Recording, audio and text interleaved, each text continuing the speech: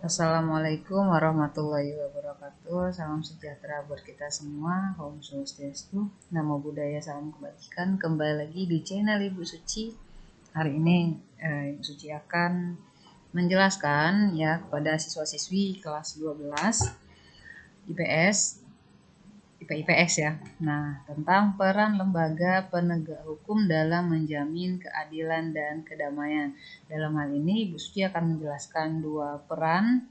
Yang pertama, peran dari Kepolisian Negara Republik Indonesia. Yang kedua adalah peran Kejaksaan Republik Indonesia. Nah, kalau peran hakim sebagai pelaksana kekuasaan kehakiman dan peran advokat dalam penegakan hukum nanti di pertemuan berikutnya ya. Bikin videonya.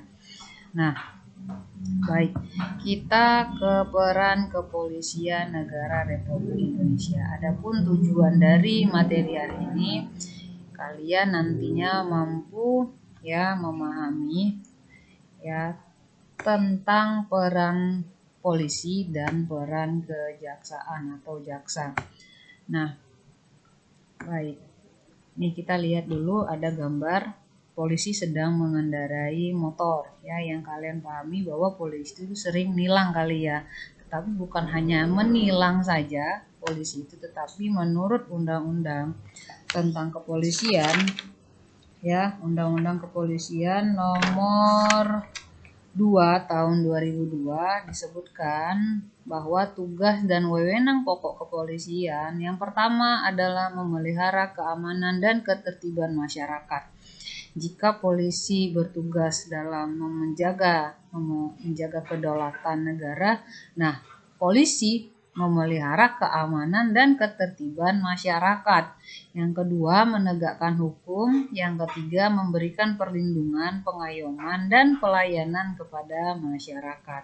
Jika kita mau dilindungi, maka kita minta perlindungannya kepada polisi, karena polisi memberi perlindungan.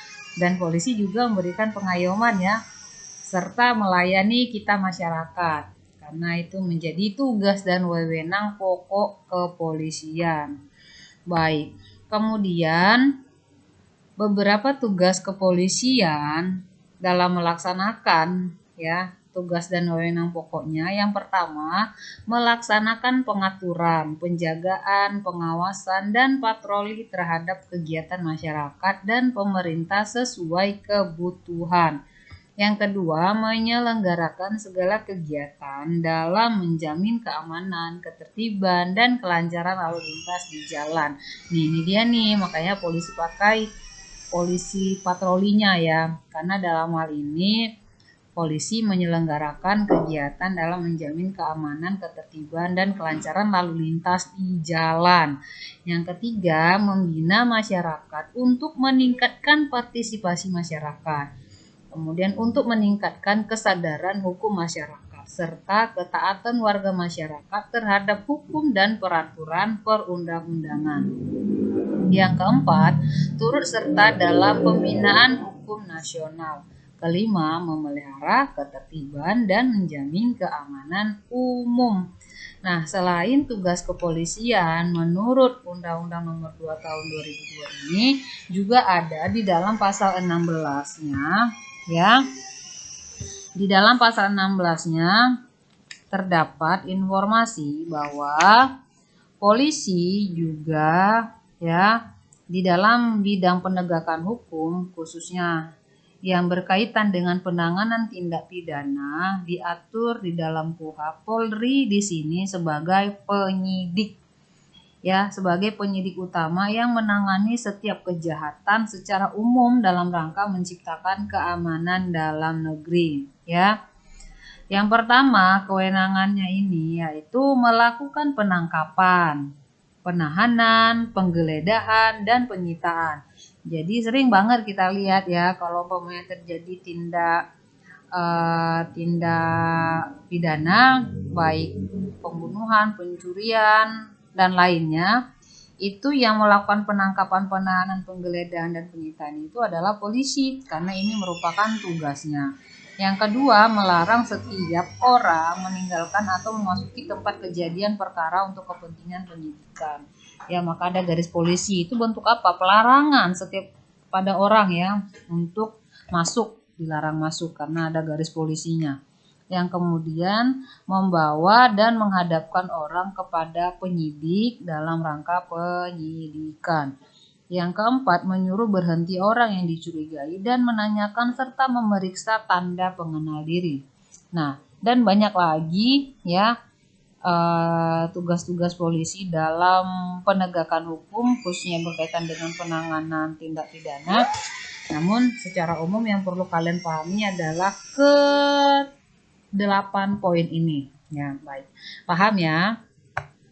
Yang kedua adalah peran kejaksaan. Nah, kejaksaan ini ya nak, sering banget kita dengar ya, Kejaksaan Agung gitu ya. Nah, perlu kita pahami lagi bahwa pada zaman kerajaan Hindu Jawa di Jawa Timur, yaitu pada masa kerajaan Majapahit, ya istilah diaksa, adiaksa, ya jaksa, adiaksa, diaksa dan dharma diaksa ini sudah mengacu pada posisi dan jabatan tertentu di kerajaan, yang mana istilah-istilah ini ya pada masa pendudukan Belanda ada relevansinya dengan jaksa dan kejaksaan. Adiaksa tadi kan ada relevansi dengan jaksa ya, yang mana lembaga ini memerintahkan pegawai-pegawainya berperan sebagai magistrat dan officer van justice di dalam sidang landrat atau pengadilan negeri.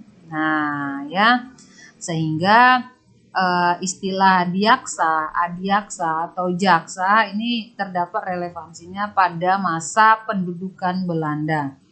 Nah, sehingga Kejaksaan Republik Indonesia ini menjadi lembaga pemerintahan yang melaksanakan kekuasaan negara secara merdeka, terutama pelaksanaan tugas dan kewenangan di bidang penuntutan ya, dan melaksanakan tugas dan kewenangan di bidang penyidikan dan penuntutan perkara tindak pidana korupsi dan pelanggaran HAM berat, serta kewenangan lain yang mana tentunya berdasarkan undang-undang. Nah, baik. Nah, peran jaksa dalam bidang pidana yang pertama itu adalah melakukan penuntutan ya. Yang kedua, melaksanakan putusan pengadilan yang sudah memperoleh kekuatan hukum tetap. Yang ketiga, melaksanakan pengawasan terhadap pelaksanaan putusan pidana bersyarat, pidana pengawasan, dan lepas bersyarat. Yang keempat, melakukan penyidikan terhadap tindak pidana tertentu berdasarkan undang-undang. Kelima, melengkapi berkas perkara tertentu dan untuk itu dapat melakukan pemeriksaan tambahan ya bersama penyidik sebelum dilimpahkan ke pengadilan. Nah, peran jaksa dalam bidang perdata dan tata usaha negara ini untuk ketertiban dan ketentraman umum, yang pertama adalah meningkatkan kesadaran hukum masyarakat. Yang kedua, mengamankan kebijakan penegakan hukum. Yang ketiga, mengawasi peredaran barang cetakan. Yang keempat, mengawasi aliran kepercayaan yang dapat membahayakan masyarakat dan negara. Kelima, mencegah penyalahgunaan atau penodaan agama. Dan keenam, penelitian dan pengembangan hukum serta statistik kriminal. Nah, itu saja ya yang dapat Ibu Suci sampaikan hari ini. Jika ada pertanyaan, boleh tanya di kolom komentar di bawah ini. Oke, thank you for watching. Saya tutup dengan wassalamualaikum warahmatullahi wabarakatuh.